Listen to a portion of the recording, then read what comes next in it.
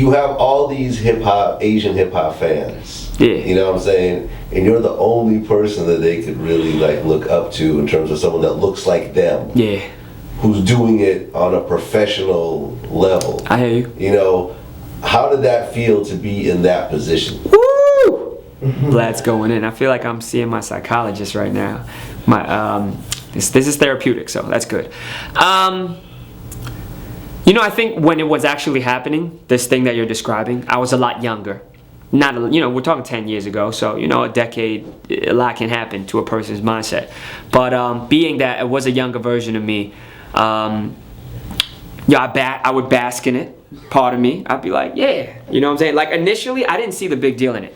Like, it wasn't till I signed and kind of got propelled out there till I started seeing like what a big deal it was that I am Chinese and I'm doing what I'm doing. Because leading up to that, the only thing in my mind is like, yo, I'm just nice. You know what I'm saying? Like, I'll spit, I'll battle anybody, I'll tear them apart. I'm nice. I grew up listening to hip hop. I am hip hop. It's in my blood. This is me. But the whole Asian component wasn't a factor in my head until I hit that platform. Then it's like, Entertainment Tonight is doing like a 1-minute excerpt. Hip hop's golden child, Science major record deal, you know what I mean? Or I'm on ESPN on the morning joint, you know what I'm saying? Like Cold Pizza is called. Like, I'm like, why am I on ESPN? But then now that I look back on it, it was like Chinese New Year's around that time, and they wanted to talk about like Yao Ming and so forth and so forth. So okay, let's tie in the Chinese rapper kid. You see what I'm saying? Yeah, like I said, Rolling Stone, top 10 artists to watch. And that was probably one of the like most amazing, honors. But even in that, there was the emphasis of, and being that, he's on uncharted territory. There's never been an Asian rapper on this scale.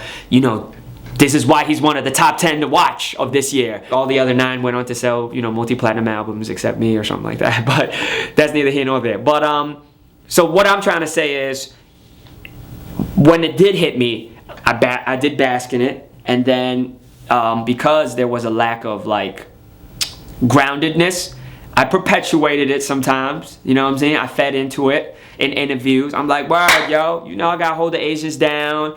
And then speaking like I speak on behalf of all Asians in the country. I can't do that. You know what I mean? Like that, no one person can. So my biggest thing is, if people lift you up like that, it's one thing. But if you self-proclaim it, it's a whole nother thing. And the difference is, if people lift you up to that, you don't need to self-proclaim it. You just do what you do. You know what I'm saying? You do what you do, they show love, you reciprocate it, that's all.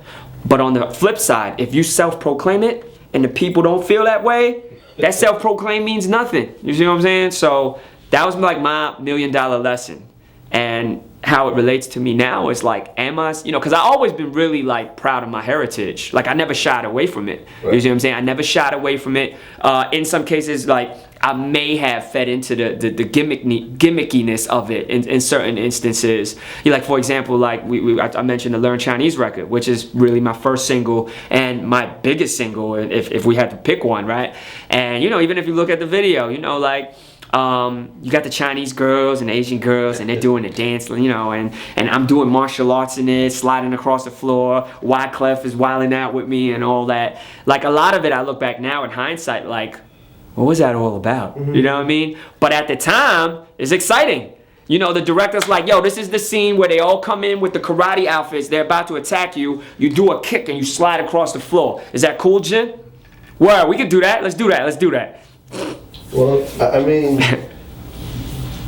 whose idea was that? Because the song or the video. I don't like playing the blame game. I never have, and I'm not gonna do it now. But how it all unfolded is, I think at the core of it, I have ultimate responsibility, because from day one in signing off with being a part of Rough Riders, not once did they ever put me in a situation where I got forced to do something. So I always had a choice. I always could voice my opinion and say, nah, yo, we ain't rocking like this, or nah, yo. Like they'll give their experience and their input into it. But yo, for the time that I was with them, through the ups and the downs, there was never a point where it was like, we're doing this and you have no say, Jen.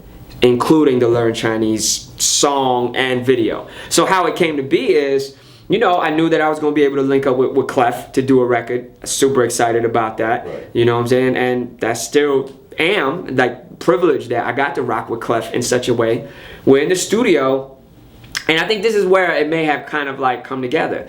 Clef's like, you know, he's always been very proud of his heritage and his culture and being Haitian and not shying away about it, pointing it out there, putting it in his rhymes, rhyming in Creole sometimes and so forth. And I looked up to Clef then and now still from an artistic standpoint.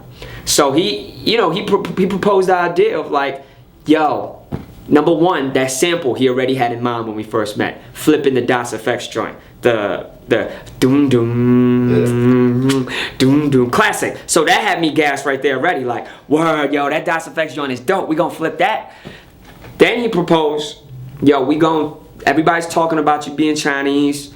We know you are, so we gonna take that and we gonna come right at them with it. And that was kind of the way he proposed it. And I was like, okay, cool. Let's do that. I'm excited. I'm in the studio with Clef, trying to finish up the album, get this thing going, right? And then, you know, so it starts coming together. You know, the dun dun dun dun dun dun dun dun dun dun dun dun, and I'm not paying much mind to it. You know what I'm saying? You know, I'm not like, wait a minute, Clef. Yo, you gotta chill with that. Or, you know, like, you know, the references, like, yeah, you know, y'all gonna learn Chinese. You know, when the pumps come out, y'all gonna speak Chinese. Like, right, why would I even say that? Like, wait. I mean, Wyclef does the chorus, right? It's me saying it. You say it. Wait, but Wyclef, he's like jamming. He's ad-libbing and hyping. Yeah, he's hyping, ad-libbing through the whole thing. And I'm just gassed that he's doing that. I'm like, yo, Clef is all over this record. Yo, that's crazy. I totally lost sense of what a great opportunity this was to make a classic album and the craft of it. That was just a Wyclef story. Yo, I was in a studio with Kanye. I only recently started telling this story. I mean, not telling the story, but just sharing with people. Yo, I had a perfect opportunity to lock in the lab with Kanye, make a classic. And I mean, I still think the record that we make is what it is, and it's dope, you know what I'm saying? But is it the record that I feel like I could have really made? No. Because once again, I'm man up to this. Just hyped, gassed to be in the lab with him. So, you know, even like he plays the, now I'm not saying I had to be a diva, but I remember I went in there, he had a sample like that was looping on the MPC already or on the keyboard. He's like, yeah, I've been working on this. This is what I'm gonna do. Plays it, and I'm just like, word, cool. Let's do it. Let's do it. Let's get this beat going.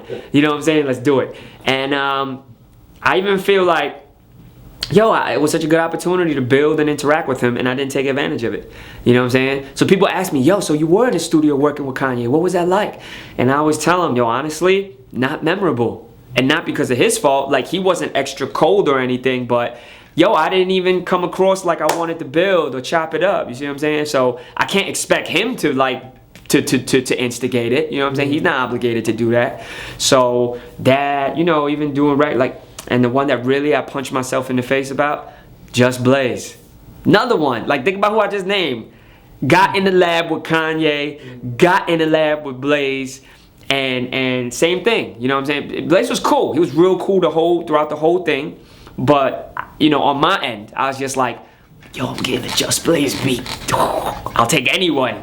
And not to say I had to go in there super picky, but, you know, even just to build and chop it up with him would have been helpful, you know, but, you know, things you learn when you're 10 years older than you once were. It's all good.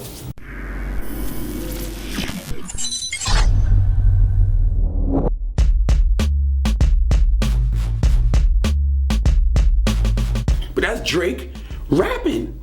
When he raps, he's one of the best, dog. Like, he says shit I've never heard before. You don't. Like, I can't go in somebody else's house, and even though they let me wear their clothes and eat their food, that's not my house.